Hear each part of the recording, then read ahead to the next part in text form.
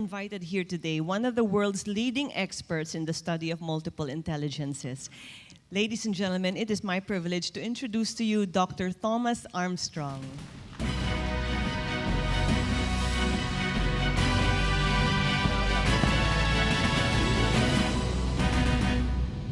So while Dr. Armstrong is giving his talk, Dawn, would you like to join me downstage? Sure. Okay.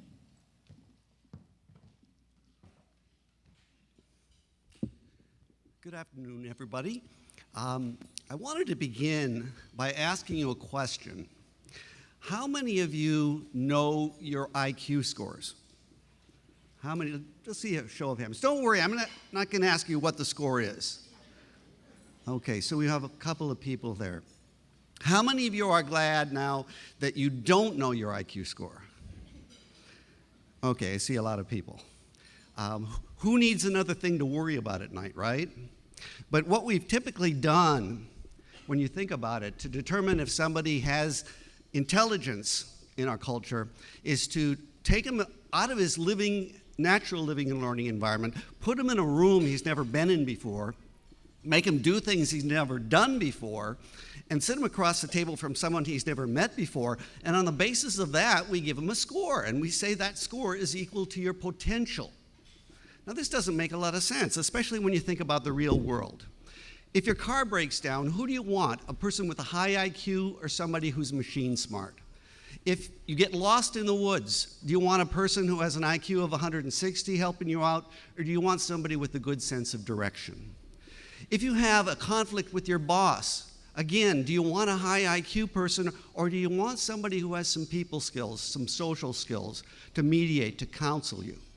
Well, in each of these cases, you see that there's the necessity of having a different kind of intelligence in order to cope with these everyday situations. Well, it was about 30 years ago that Dr. Howard Gardner, a professor of education at Harvard University, came up with this great theory of multiple intelligences. And he actually provided us with 8 different intelligences. And I would like to go through those intelligences with you quickly, and we'll have some quick experiences of them. So for the first experience, I want you to think of a poem that you've learned sometime in your lifetime. And for about 10 seconds, listen to that poem in your mind's ear.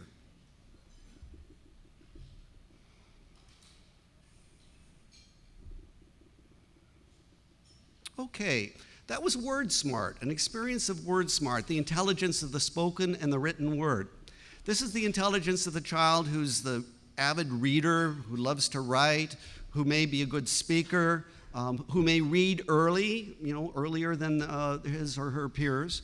And this is an intelligence that our schools focus a lot of attention on. You look at the 3 R's, that's pretty much reading and writing, that's word smart. And when you see kids with high grades, high test scores, usually it's because they're really word smart. But there are other intelligences. Now, next question. How long ago was 1,000,000 seconds ago? Just take a moment to think about that. How long ago do you think 1,000,000 seconds ago was? Just estimate in your mind. Was it way back in prehistoric times? Was it yesterday? If you said 11 and a half days, you're really on the right track. That's an experience of logic smart, the intelligence of numbers and reasoning.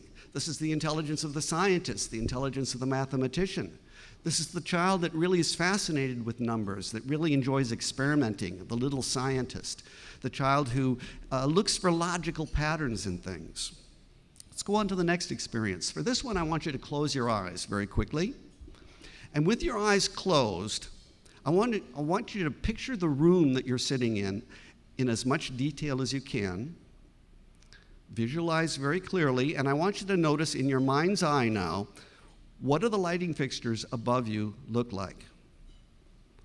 Visualize them clearly, and then open your eyes and check your answers. How many people got pretty accurately the shape of the lighting fixtures? Not a lot of people. Well, this is a way of introducing picture smart, the intelligence of pictures and images. This is the intelligence of the artist, the intelligence of the architect, the intelligence of the graphic designer. And this is the kid who loves to paint, the kid who loves to play with blocks, three-dimensional blocks, who has a vivid imagination, who really is maybe going to grow up to be an architect or a mechanical engineer or something like that. Okay, for the next experience, I want to invite you to stand up for a moment, if you would. I know you've been eating, but it doesn't hurt to stand up. It'll do you good. Everybody, stand up. Good, we have kids here too, that's wonderful. Okay, we're gonna play a little game, kids. What I'd like you to do is I'd like you to pretend that you're walking down the street. So just start to walk, but don't walk anywhere, just walk where you are. Okay, you're walking along, only now you're walking on a street that's been freshly paved with tar, sticky tar. I want to see you move on sticky tar. Okay? Okay, now you're walking normally again, only now you're in your bare feet on hot pavement. How do you move that way? It's really hot and you're in your bare feet. Oh, yeah, you're kind of going like that. And you're walking normally again, and you can sit down. This is a way of introducing body smart. This is the intelligence of the whole body and also the intelligence of the hands.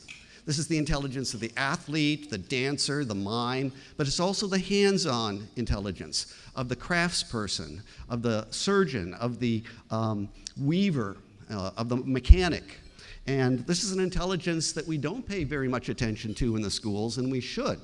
A lot of kids who need to move to learn, we end up diagnosing as attention deficit hyperactivity disorder, but if we gave these kids opportunities to move to learn, they may not need that medication and diagnosis. Let's go on to the next experience, and for this one I'm going to give you an incomplete phrase, and I want you to complete the phrase, if you would. Here we go. Da-da-da-da. Very nice. But it wasn't coming from everybody, so anyway, we'll do that some other time. But this is a way of introducing music smart. This is the intelligence of melody, rhythm, timbre. This is the intelligence of the kid who just loves music, who gravitates towards music. Maybe as an infant they banged on the pots and pans, or maybe learned to play a musical instrument, or has a lovely singing voice, or just loves to listen to music. There are a lot of different ways that we can be music smart. And music smart is very important. Many cultures have taken their most important knowledge and put them into a song and transmitted knowledge from generation to generation by singing it. So this is a very serious intelligence. Okay, for the next experience, I want you to choose a partner. Choose a partner. Everybody choose a partner? Okay, that's the whole experience. In order for you to choose a partner, you had to have the next intelligence on this list. In order for you to choose a partner, you had to have people smart. Now you may think, well, it was kind of a no-brainer. They were sitting right next to me. But you still had to make contact. You had to make eye contact. You had to make an agreement. Will you be my partner? No, I don't think so. You know, you had to deal with whatever came up. And so, you know, it was kind of a risk. But this is an important intelligence. We could be really good with our grades and our high test scores, but if we can't get along with people, we're not going to be able to make much of ourselves in life. This is the kid that loves people, who's maybe the organizer or the group leader, or maybe the kid that knows what's going on with all the relationships in the class, who's in love with who, who's having fights with who, and there are a lot of different ways of being people smart. The next experience, I'm going to ask you two questions, and I want to assure you will not share this with anybody. Two things. First of all, I want you to reflect on what you feel is your single greatest personal strength, and secondly, your single greatest personal limitation or liability. Remember, you won't share this with anybody. So just take about 10, 15 seconds to think about what you feel is your greatest strength and your greatest liability.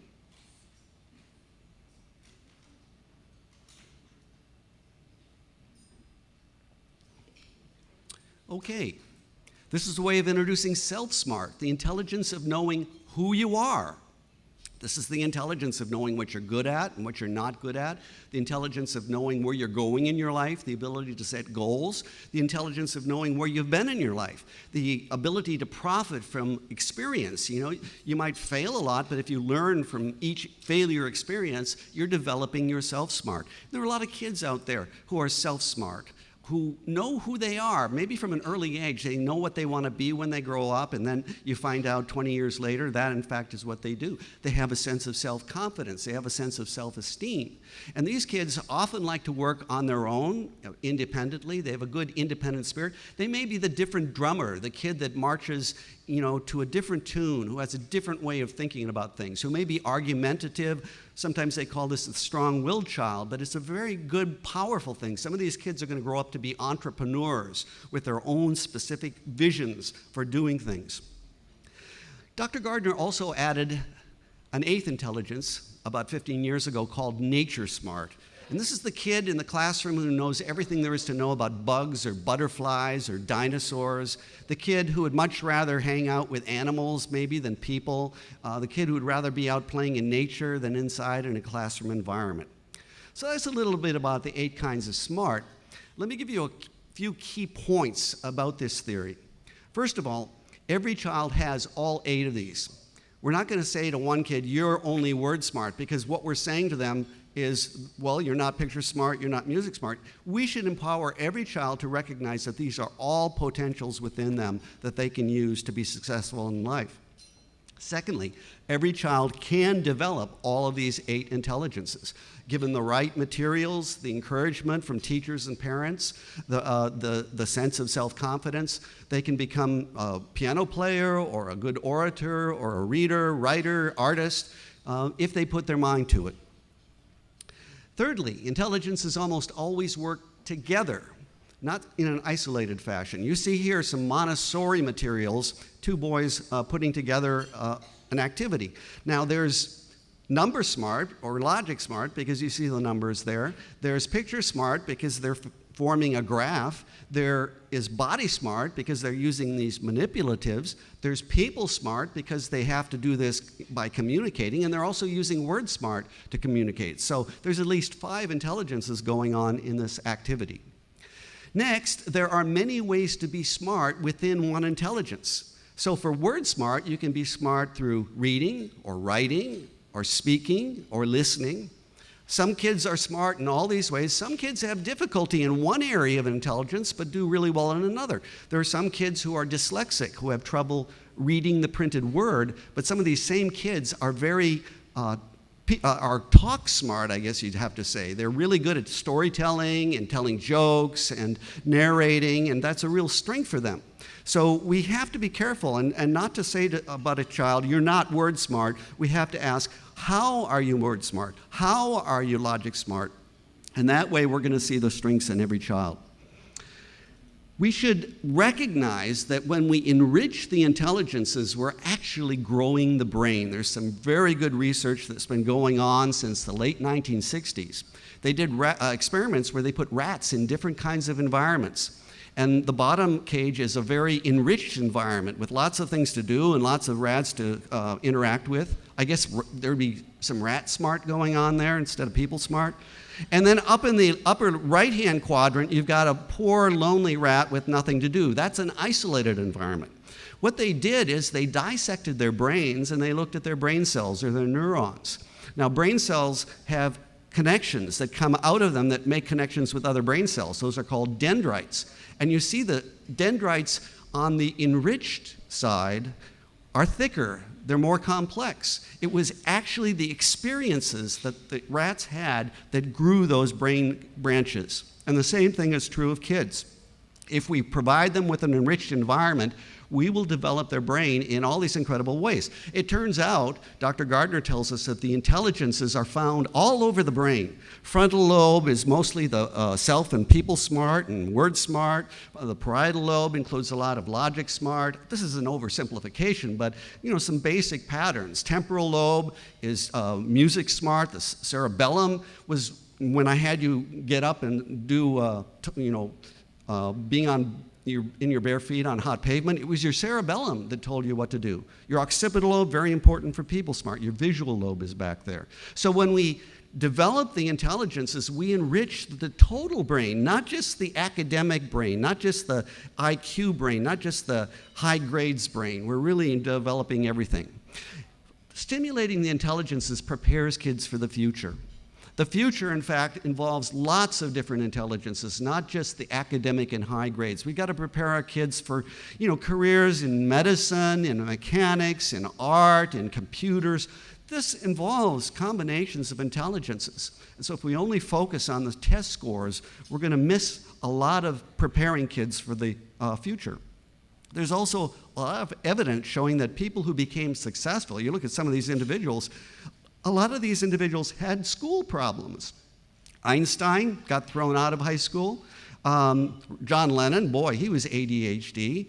Richard Branson, he's a billionaire and he was dyslexic. Whoopi Goldberg, also learning disabled. Cher, also learning disabled. Winston Churchill was thrown out of every school he was sent to as a young child.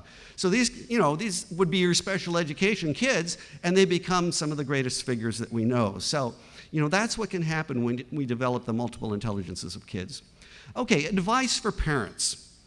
Parents should start by identifying the strengths of their kids, not by trying to shore up the weaknesses. Because if you focus on the strengths, you give them the ego strength and the self-confidence to face the areas that are difficult for them. Secondly, encourage all of your child's intelligences, not just one or two. Every child needs activities and enrichment in working with logic and books and with musical instruments and with things to crawl through and nature experiences to have and block experiences and social experiences, playing, and intra or self-smart experiences relating to the emotions and projecting one's emotions onto things like a stuffed bear. Also, be sparing with technology. A lot of parents think, technology is the big thing. I got to get my kid involved as soon as possible. Wrong. The American Academy of Pediatrics says kids for the first 2 years of life should not be exposed to television, and I believe that includes all other tech tools as well. I think if you give kids toy computers, that don't actually work, but that they can play with at a very young age, they can work out their own internal understandings of what they see the parents around doing with their computers. And then gradually, as they grow, 3, 4, 5, you can gradually introduce them into the world of computers and high tech. But be very careful with this, because kids need a real world, not a virtual world. They need to build that strong foundation. Next, choose a developmental preschool, not an academic preschool. There's too many preschools around, and this is especially true in the United States, but I think here too, where they are essentially worksheet wastelands. And they're asking kids to do things in these academic preschools that they're not developmentally ready for. Maybe they can parrot back the kinds of things that the teachers want them to do, but they developmentally aren't really ready for it. And so instead of this kind of preschool, we should be giving them this kind of preschool, where there's lots of enrichment with reading and experimenting and drawing and painting and playing musical instruments and getting outside and getting physical exercise and interactions with nature and interactions with each other. That builds a strong foundation for success in later life, and a space to go off by yourself to do some thinking and reflecting. A lot of kids need that as well. Then provide simple experiences. These don't have to be complex experiences. Einstein said it was a magnetic compass that really led him to figure out, from the age of 4, his father gave him this magnetic compass for his birthday. And he said, from that moment, I wanted to find out how the universe works. So a simple tool, a simple toy, a simple walk with your child can have incredible, far-reaching results. Finally, engage in all the intelligences as a family. Don't just try to make your kids smarter. Do it all together as a family. And there's all kinds of things.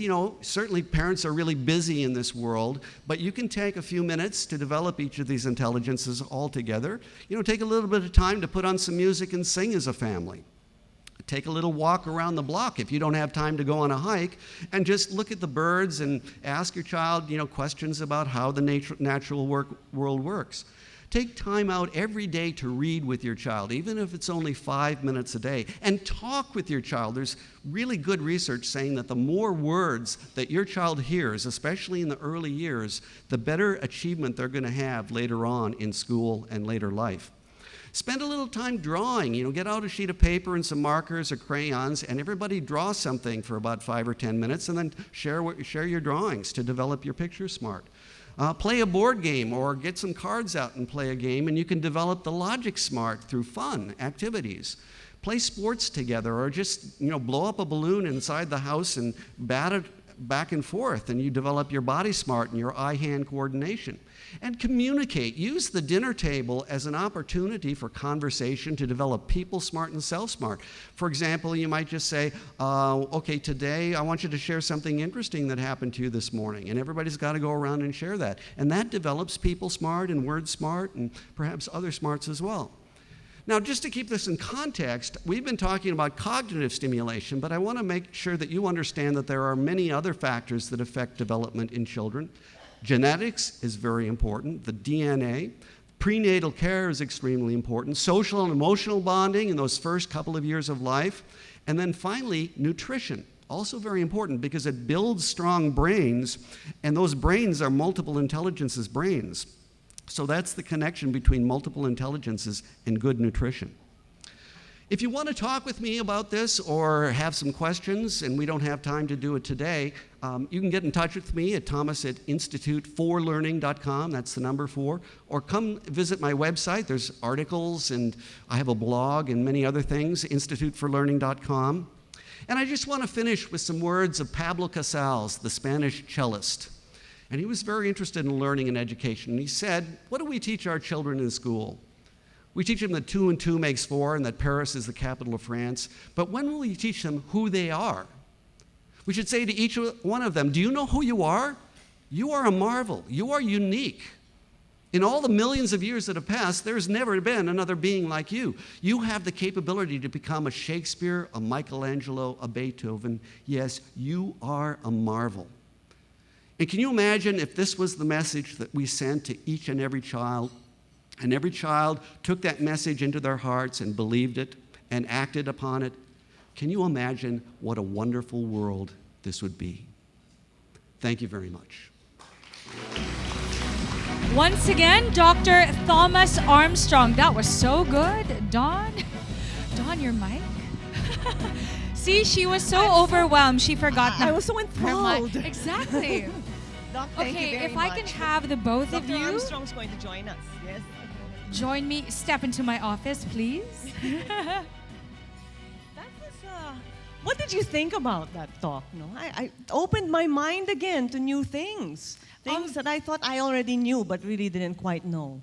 Yeah, it's a fascinating, I've been working with this theory for like 27 years now, and I keep finding new things in it and getting excited about it. You know, I have to say though, as a mom, for sure, not everybody here is a mom, but I feel personally, I believe there's always a kid in us, right? And we should never let go of that kid in us. And I felt I can be a Marvel. I can be my own superhero, right? I felt there's still a chance. Yes, I know.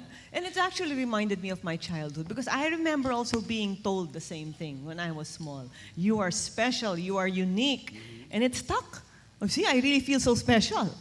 Isn't it show? Every child needs to hear that. Every child needs to hear that. Right. And sadly, Yes. many children don't. Yes. You know, they get criticism, they get judgment, they get, you can't do this, you can't do that. And then all these potentials go unrealized. That's true. I do. Why don't we discuss into it further? Like, when did you realize that a child's intelligence is basically, it's not just about academic intelligence? Let's start with me? you. Yeah. Well, in my case, when I watch my children growing up, I see how they are developing. So I think from there I start to pick up some idea. And of course from all the reading that I do also, which isn't very much, but I do read, and I've read up on some multiple intelligence already. And Well, Thomas? I was a teacher for several years, special education teacher, and I saw these kids that everybody else was looking at in terms of their disability, and I saw that these kids were drawers, artists, they were great speakers, they had lots of gifts, and that really woke me up to the fact that there are multiple intelligences in each and every kid. You know, I have to say, like, growing up, I was actually bullied, and I was told that, you know, I would never amount to anything, that I wasn't because I wasn't was smart. told the same thing before. Diba, Yeah, girl? diba? Pay All of back those have been time. told that that same line, they all come back with a vengeance, you know? Exactly. And how I was able to get over it is through poetry. I would write, and instead of doing something that was self-destructive, I used my pain into words and stuff. Marvelous. So with that, like, how do you create an environment where you can really develop all the different intelligence? Like, how do you do that with your kids, John? I think the key word is exposure. And I try to do that with my children. As much as possible, anything that interests them, that I know is safe, I will expose them to it. For example, my son in sports, he likes taekwondo, soccer, tennis. If there were more hours in a week, I'd let him do more. You know, my daughter likes to dance, she likes music. So these are the things aside from academic stuff that they already pick up in school that they're still able to develop. And I think also having me around in the house, like for example, it's summer today, and this is supposed to be a free day for me, but I'm working. So I take them around with me, I let them see what I do. You know, and meet the people that I work with. You know, it kind of opens them up. Immerse also. them. Immerse them, yes. Yes, and for me, the key word is fun, because, you know, we think of intelligence and developing the intelligence. It sounds so serious, you know, so academic. But, you know, just singing together and playing together and having sports together and just having a good time, that's where the most powerful learning experiences happen. You know, it's so interesting because my family and I, we came from Korea, and our favorite flowers are the cherry blossoms. And so we got to see them bloom. And you know, I only see them on Pinterest, diba? On Facebook. Isn't it now in season Yes. in Korea? Yeah. And it was something as simple as having to touch it, having to smell it, having to like experience such a very simple thing. So it's really the best way to learn, just to really immerse yourself with the actual thing, right? Not just through textbooks or And not just having to write. What you mentioned, the virtual world, you know, can sometimes, you know, pull you away Yeah. from these practical. I'm really concerned about kids eventually, you know, totally being immersed in a virtual world and becoming insensitive to social relationships and to moral issues and to reality, to the love that can come from, like you say, an encounter with a flower or with nature. Right. Okay, so now it's obviously, Dawn, before you've had other beliefs in terms of how to raise your children. And basically, you've really changed your mindset. So how confident are you now that multiple intelligence is really such a determinant in your child's future success? Well, we already live in a different world right now, you know, and there are so many channels nowadays wherein children can really also develop. But I believe that they don't only have to develop in the academic sense, you know. I think that's right. If you expose them to some more stimulus, you know, that is around them, readily also available, they will also begin to develop even more their multiple intelligence. So I think, yes, that's number one. And especially at these times, it's very relevant. Well, I think that parents need to begin to value or revalue things that they didn't consider very important. They might say, oh, my child likes music, but that's not very important. That's just a little thing. Music is very important. It's very significant. It's a way that they can communicate and share what they have with the world, or, you know, any of these intelligences. So valuing them in their children will allow them then to see how they can bring this into the world. Okay, so now, you know, you, Dawn, as a celebrity mom, so many people look up to you. And at the same time, with you, Dr. Armstrong, there are a lot of people who like to be inspired or educated via your way, the more of the, I wouldn't say academic, but you know what I mean, right? So what message can you give to moms, like the both of you individually, on the importance of, or those moms who have such an old school way of thinking? Like, how can we get them to change their mindset about multiple intelligence? Well, if I can start, I would like to encourage all the moms to make that shift, because I think it really works also for all of us. It worked for me. And part of making that shift to gold also has to do with accepting the facts, such as, having high grades and all of these things. It's very good, but it's also not enough. And from the theory that we've learned of multiple intelligence, there's so much more that our children can gain out of this. And they'll need this in the future to become even more successful, I believe. And I think that parents need to get in touch with their own childhoods and remember what it was that filled them with joy and vitality. And they're going to probably think of experiences in nature and experiences in the other intelligences, and that will validate inside for them the thing that they want to have their children experience as well. And do we have any final messages for our friends in the media? Let me see. Sir, Dr. Armstrong, do you have any? Well, I just think that this is a very powerful model. It's probably the most solidly researched model of learning that we have in the world today.